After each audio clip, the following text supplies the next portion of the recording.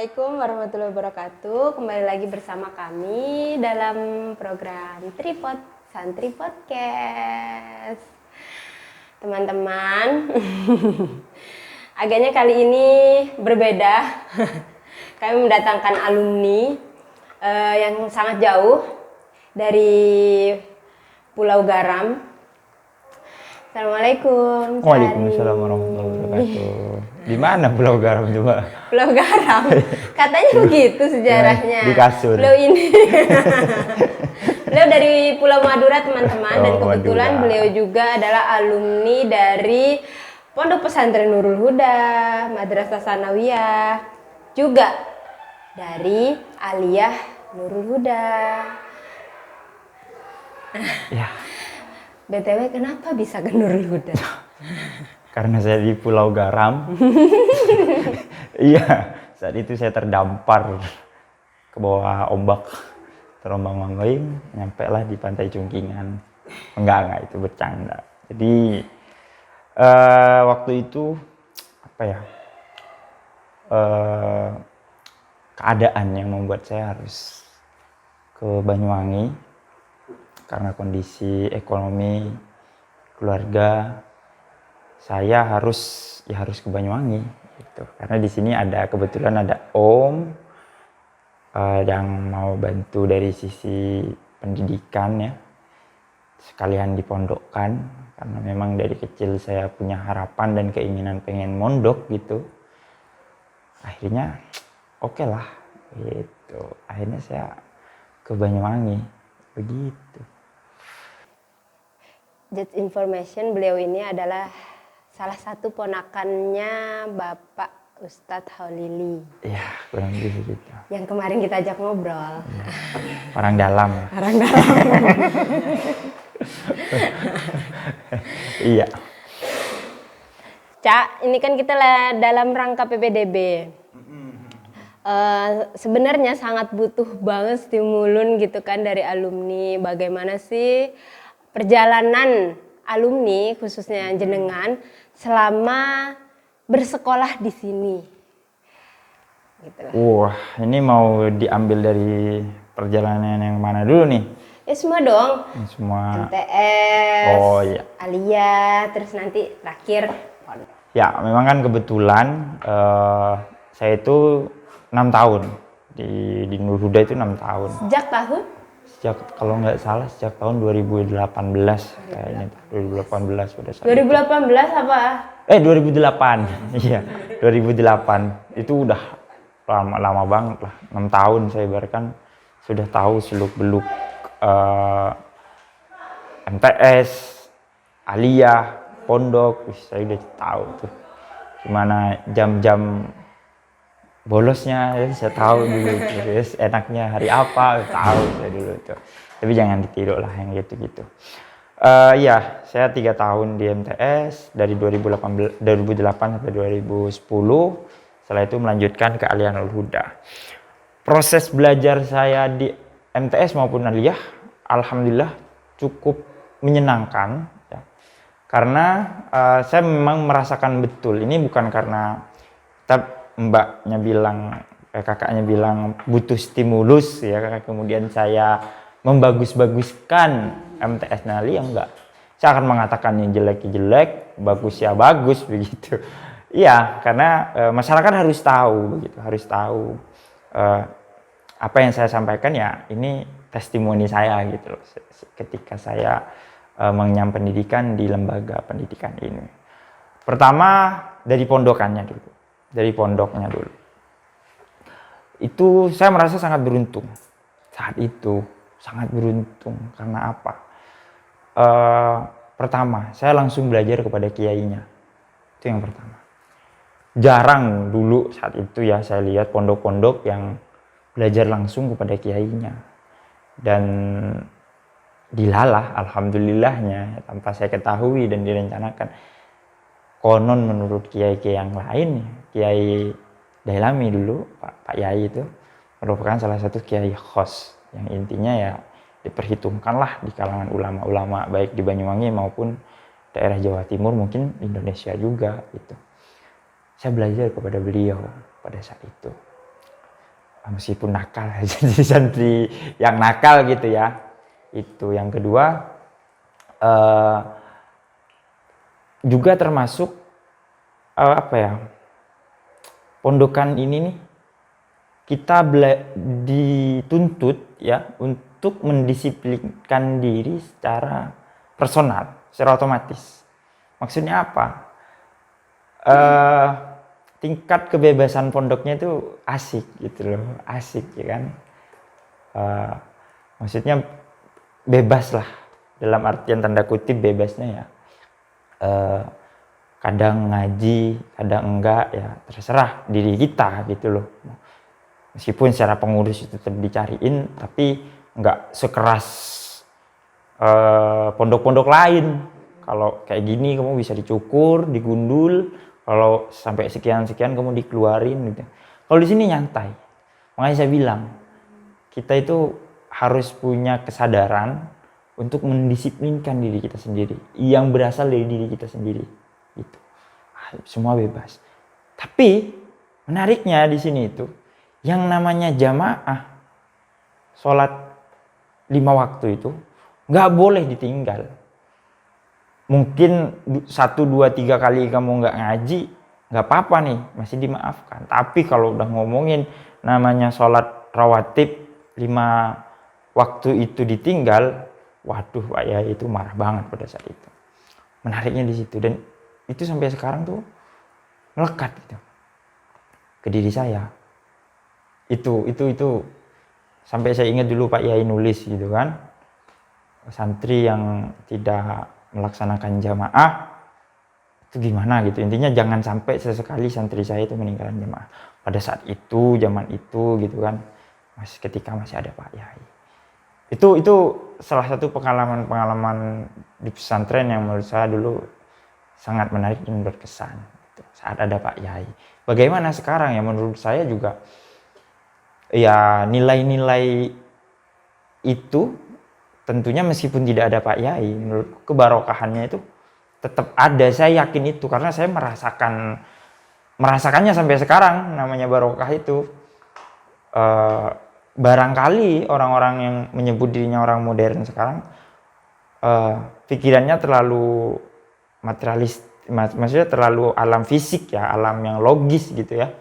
Mungkin yang namanya barokah itu mungkin sudah mulai dilupakan. Mereka lebih memilih yang wah pondokan ini nih ngetren, pondokan ini viral, pondokan ini nih modern, maju dan lain sebagainya. Tapi kadang orang tidak melihat aspek barokahnya itu gitu. Karena saya kayak melihat gitu kan, ada kecenderungan orang sekarang itu nggak melihat itu gitu loh, barokah gitu. Lebih kecondongnya kalau mondok di sini bisa kerja begitu gitu, kalau mondok sini bisa begini gitu. Padahal nggak gitu gitu ya. Nyari ilmu ya cari ilmu, yang dicari juga keberkahannya gitu. Dan sekarang saya lihat juga alhamdulillah ada peningkatan gitu loh ya. Dulu mungkin santrinya waktu zaman saya itu masih bisa kehitung lah sama jari tangan, jari kaki juga gitu ya. Belasan gitu. Iya, puluhan gitu ya, puluhan. Bisa itu pun ya kadang aktif, kadang enggak gitu kan dulu. Tapi kalau sekarang alhamdulillah saya lihat, saya ikut jamaah gitu, tuh dulu itu bisa cuma 1,5 soft gitu, sekarang bisa sampai 4 soft. Kan berarti sudah mulai ada kemajuan di pesantren ini. Dan saya dengar juga proses pembelajarannya juga udah mulai variatif, terus mulai ada diniyah dan lain sebagainya. Itu sangat menarik. Seandainya zaman saya dulu ada seperti itu tuh wah keren banget gitu loh. Masa? Iya, keren nanti banget. Terikat. Kenapa? Nanti merasa terikat, terus bebasnya berkurang. Iya, ya beda lagi kalau zaman dulu ya kan. Beda lagi karena dulu tuh ya beda lah, kalau zaman dulu tuh masih beda gitu. Sekarang kemajuannya kerasa Pak. Itu ketika mondoknya tuh. Kalau sekolahnya ya sama-sama menarik sih. Maksudnya bagi saya pribadi, sekolah di Aliyah atau MTS itu memberikan ruang pembelajaran yang luas bagi saya. Karena apa? Lagi-lagi saya dituntut untuk, kami sebagai siswa itu dituntut untuk berpikir kreatif. Mungkin kalau sekolah-sekolah pada saat itu ya, sekolah-sekolah yang maju, segala halnya udah disiapkan. Ya, ininya, itunya sudah lengkap, ininya udah lengkap gitu.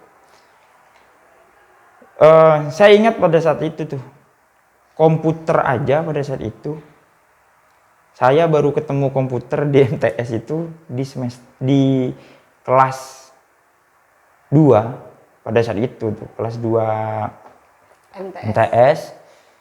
Itu pun saya nyuri-nyuri dulu, ada komputer bekas gitu ya. Saya coba lihat ini, maksudnya ada waktu itu ngebetulin tuh, saya ingat kalau dulu kalau nggak salah sama Cak Mastur, ada Cak Mastur itu petugas MTS. Betulin gitu kan, habis dibetulin udah ditinggal gitu, katanya mau buat labnya siswa, tapi nggak dijalan-jalan, tapi laptopnya udah komputernya udah hidup gitu kan. Dari situ saya belajar tuh, autodidak belajar Microsoft Word, autodidak belajar PowerPoint, dan iseng-iseng saya juga ngajak santri yang ada di pondok gitu, ayo ikut saya gitu, buat belajar di situ. Nggak dikunci tuh, komputernya cuma ada 2 dari itu, yang lainnya rusak gitu ya saat itu gitu ya.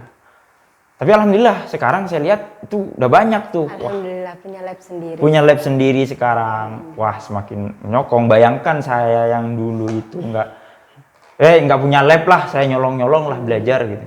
Sampai sekarang karena hal itu mungkin ya, keberkahan itu saya bisa kuliah IT gitu. Ih, gimana ceritanya sih, matematika saya nggak bisa, tapi saya kuliah IT dan menjadi lulusan sarjana IT gitu kan. Pada saat itu di MTS, dan banyaklah pengalaman-pengalaman kayak explore tentang ekstrakurikulernya, pramuka dan lain sebagainya. Di Aliyah pun sama. Menariknya faktanya itu, saya di MTS itu menjabat 2 periode ketua OSIS. Dulu tuh menjabat ketua OSIS. Ketika Aliyah pun sama, saya menjabat sebagai ketua OSIS. Dan ya itu tadi, karena segala halnya pada saat itu masih sangat terbatas. Jadi tantangan kita untuk kreatif itu sangat luar biasa. Itu sangat mendorong saya untuk menciptakan ini, harus bikin ini, bikin itu gitu. Dan ketika saya refleksikan sekarang gitu ya, satu hal yang harus kita sadari, ternyata yang membuat kita tumbuh, membuat kita proses bagus dan baik gitu ya, itu diri kita sendiri. Bukan perihal sekolah itu maju, sekolah itu modern. Diri kita sendiri padahal yang membuat perubahan, yang membuat kemajuan, itu diri kita sendiri atas kesadaran dan kemauan kita. Karena saya pernah belajar di salah satu kursusan itu, yang bikin itu salah satu mantan vice presidennya Gojek, mantan Mbak Alamanda Shantika namanya. Dan pengajar-pengajarnya ya direkrut dari mantan ini developer, maksudnya programmer Gojek, Tokopedia, gitu-gitulah, expertnya lah gitu loh. Bisa bayangkan kan, dari itu pengajarnya oke.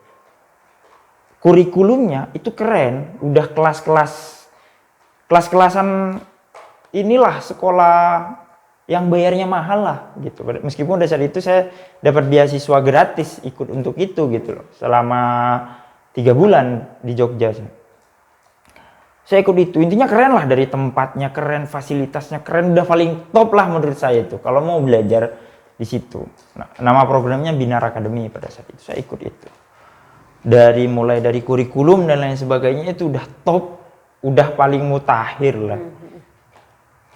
Tapi apa yang terjadi? Alumni-alumninya itu ada yang jadi, ada yang enggak. Ada yang berhasil, ada yang tidak. Gitu. Sehingga ketika sudah selesai itu, kan disuruh bikin artikel. Saya memuat satu artikel di itu, saya bilang bahwa sekeren apapun lembaganya, semantul apapun kurikulumnya, semantul apapun fasilitasnya, jika kita tidak memiliki keinginan kuat untuk bereksperimen di sana, eksis di sana, maksudnya mengembangkan diri di sana, punya niatan betul-betul mengembangkan diri, ya percuma juga, nggak ada hasilnya. Padahal itu yang bikin kurikulumnya dan tim-timnya itu adalah startup keren di Indonesia, Gojek, Tokopedia tuh bayangkan. Tapi hasilnya ada yang jadi, ada yang enggak. Maksudnya ada yang benar-benar sukses gitu. Jadi menurut saya tempat itu enggak menjamin 100%. Ya mungkin lah ya 10 sampai 20% itu menjamin ya, mungkin dari fasilitas dan lain sebagainya. Tapi lagi-lagi itu balik lagi ke personal kita masing-masing. Lebih-lebih plusnya lagi ya di MTS maupun aliyahnya sekarang fasilitasnya udah lengkap. Yang kedua, barokahnya ini loh yang mungkin kita nggak bisa temuin di tempat lain gitu loh. Karena saya masih percaya adanya dengan keberkahan ilmu itu, doa dari guru, apalagi based on pesantren itu udah top banget dah itu. Guru-gurunya pasti doain terus kita gitu loh.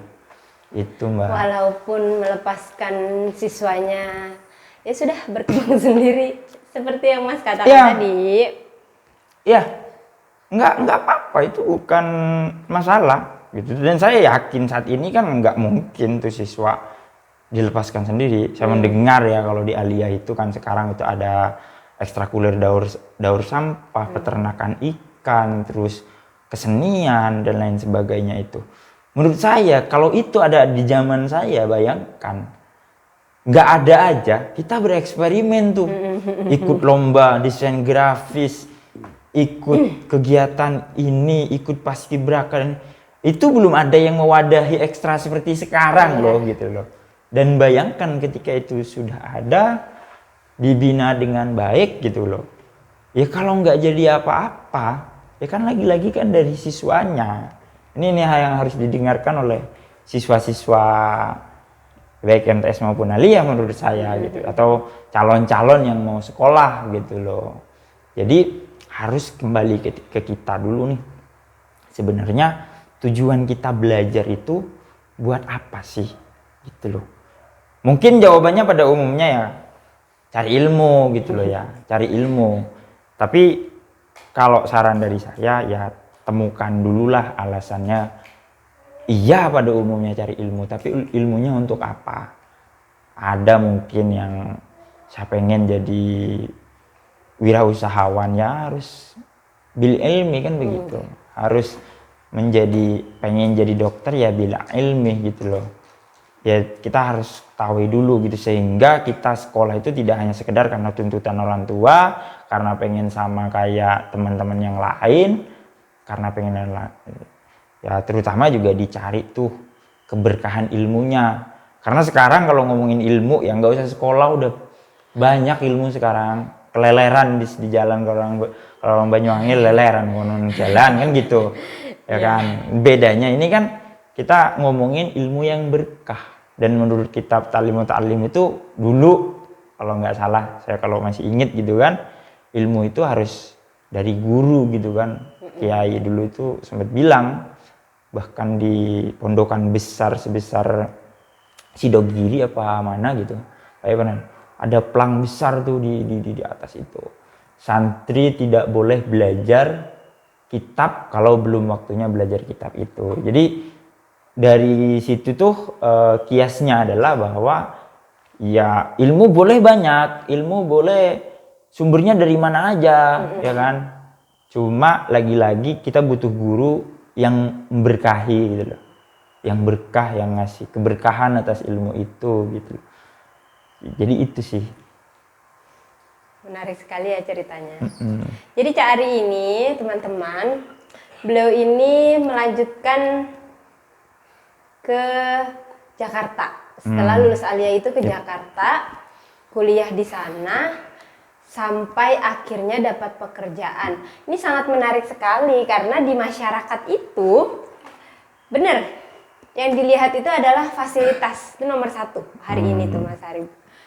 Mas Cak Cari Saya minum nomor satu ya. Iya. Nomor satu yang dilihat itu adalah fasilitas. Kayaknya bener banget keberkahan hari ini bagi orang-orang modern itu apa sih gitu. Kayaknya enggak juga deh kalau misalkan dari dirinya sendiri nggak mau belajar gitu kan. Cak, coba deh ceritakan juga. Malu nggak sih? Aca kan lulusan dari sekolahan di desa yang konon di bawah pohon bambu nih kita nih. Sering banyak anak kesurupan gitu kan ceritanya dulu tuh. Iya. Kok bisa sekolah di kota? Apa nggak malu memperkenalkan? Aduh, aku dari desa nih, dari sekolah terpencil gitu kan, swasta pula kan begitu. Biasanya kalau misalkan masuk ke perguruan tinggi, anak yang gengsian itu pasti jarang sekali menyebutkan asalnya dari mana begitu. Ya. Jawabannya kalau ditanya malu nggak? Ya nggak malu lah, ngapain malu? Malah saya bangga gitu loh, karena itu tadi saya udah terbiasa dari keterbatasan tadi ya.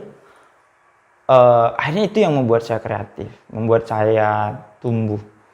Apalagi ya mungkin disokong dari doa-doa guru tadi gitu loh, keberkahan dari guru. Malah saya di CV saya itu ketika mencalonkan diri mungkin sebagai ketua BEM fakultas, mencalonkan ketua di organisasi itu saya malah dengan bangga mencantumkan diri alumni MTS Nurul Huda 3 tahun, alumni MA Nurul Huda 3 tahun, dan sebagai ketua OSIS pernah ikut serta dalam paskibraka di kecamatan, padahal Nurul Huda di bawah bambu gitu loh. Kalau ngomongin itu, kalau seandainya saya malu, saya sembunyikan itu gitu, tapi saya dengan bangga saya pernah mendaftar di Greenpeace dulu, itu NGO terkait lingkungan, saya cantumkan itu juga gitu loh, meskipun saya ditolak karena terlalu kecil pada saat itu. Dia ngelihat resume saya itu sangat bagus gitu, saya ikut lomba pidato menang gitu, dan banyaklah dan upaya-upaya yang saya lakukan di MTS dan Alia dulu saya cantumkan juga di situ semua. Dan saya sampai kepada proses wawancara gitu, tidak diterimanya gara-gara saya pada saat itu ya karena umurnya masih kecil, sedangkan dia butuh umur yang di ini gitu kan, dia hanya mengapresiasi atas apa yang sudah saya lakukan di pramuka dan lain sebagainya gitu kan, dia yang menyampaikan itu, saya ingat pada saat itu. Dan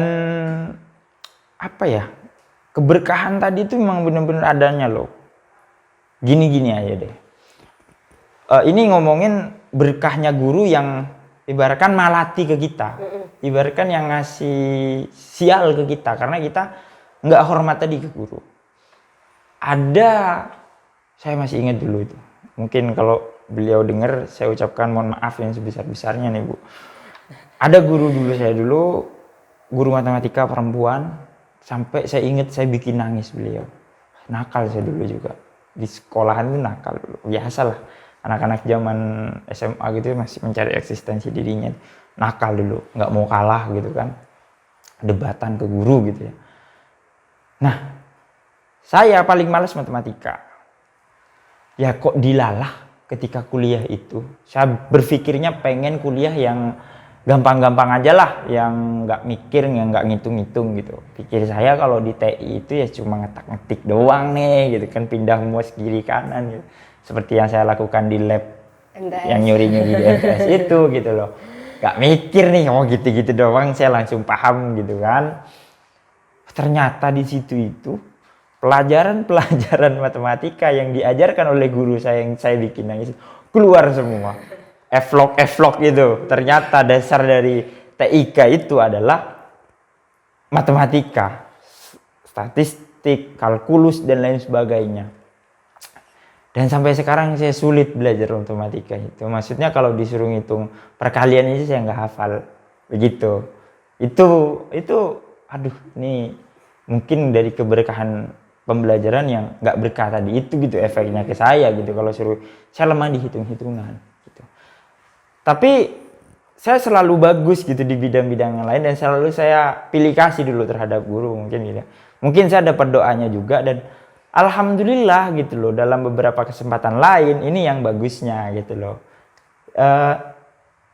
Saya selalu mendapatkan kesempatan-kesempatan yang sangat menarik di luaran sana yang kok ya selalu saya yang dipilih, selalu saya yang terpilih. Misal ketika kampus saya harus mengirimkan mahasiswa perwakilannya untuk mengikuti study tour ke Jepang pada saat itu, ke kota Fukuoka di salah satu prefektur. Kalau di sana kan ngomongnya prefektur, provinsi itu prefektur. Salah satu provinsi di Jepang itu namanya provinsi Fukuoka gitu ya.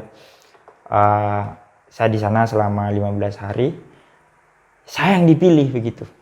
Padahal saya masih alumni kampung lah ibaratkan gitu loh, yang nggak sekeren kawan-kawan saya, mungkin ada yang dari sekolah favorit dan lain sebagainya pada saat itu.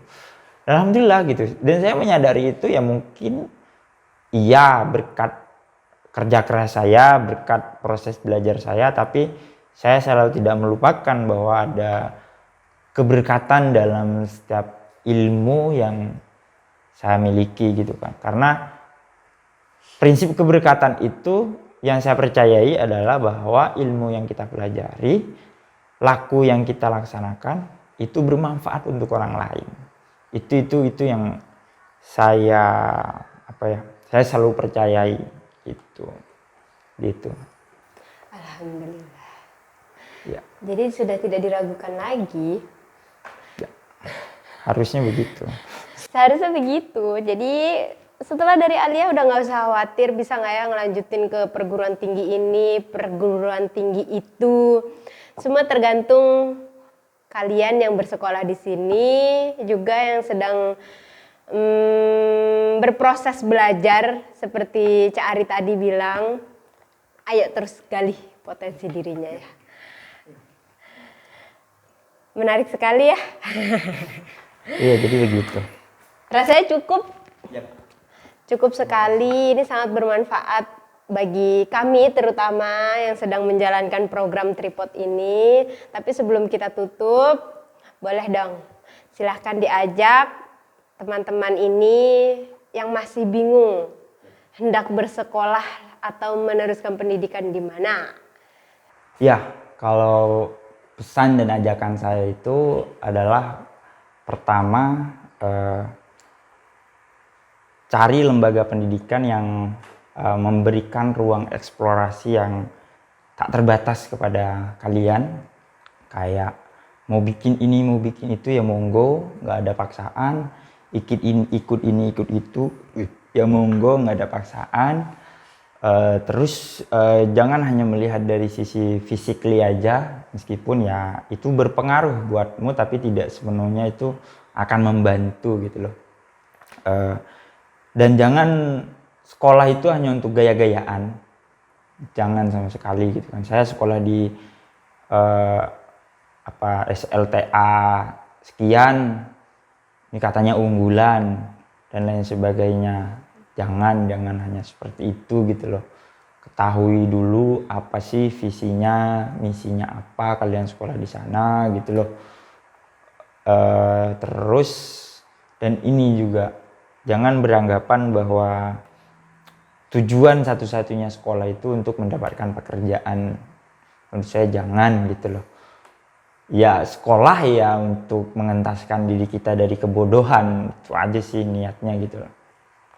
Karena yang kayak pekerjaan dan lain sebagainya, kalau kita purna dalam proses pencarian ilmu, yes, pasti mengikuti yang namanya pekerjaan dan rezeki dan lain sebagainya itu. Itu yang saya percayai dan semoga ini juga bisa dipercaya oleh kawan-kawan. Dan semua yang saya katakan di awal barusan, nah itu menurut hemat saya, itu semua ada di Yayasan Pondok Pesantren Nurul Huda. Baik di pondoknya, MTS-nya maupun aliyahnya. Ini bukan saya promosi, tapi ini betul-betul apa yang saya rasakan, apa yang saya alami sampai detik ini gitu loh. Gitu.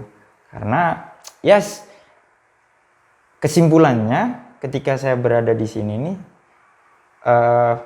saya jadi ingat kata-kata Kiai itu bahwa saya mendapat way of life di sini, maksudnya pelajaran kehidupan ya, ketika berada lebih-lebih MTS Alia terus mondok, tuh benar-benar bakal dapat benar-benar tuh makna kehidupan gitu.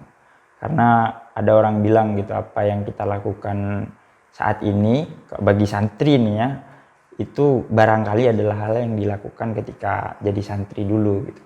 Jadi nilai plusnya itu tuh, kalau kalian bagus jadi santri, wah, itu keluarnya itu luar biasa lah, keberkahan tadi itu keberkahan. Alhamdulillah. Terima kasih ya, Ca, Iya, atas sama-sama. waktunya. Sama-sama. Semoga sehat selalu. Kakaknya juga.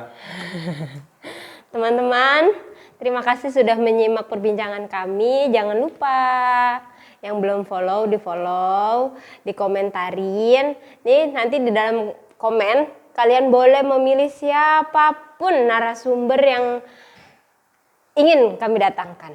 Bolehlah. Kemudian di-like. Jangan lupa subscribe-nya. Terima kasih. Wassalamualaikum warahmatullahi wabarakatuh. Waalaikumsalam warahmatullahi wabarakatuh.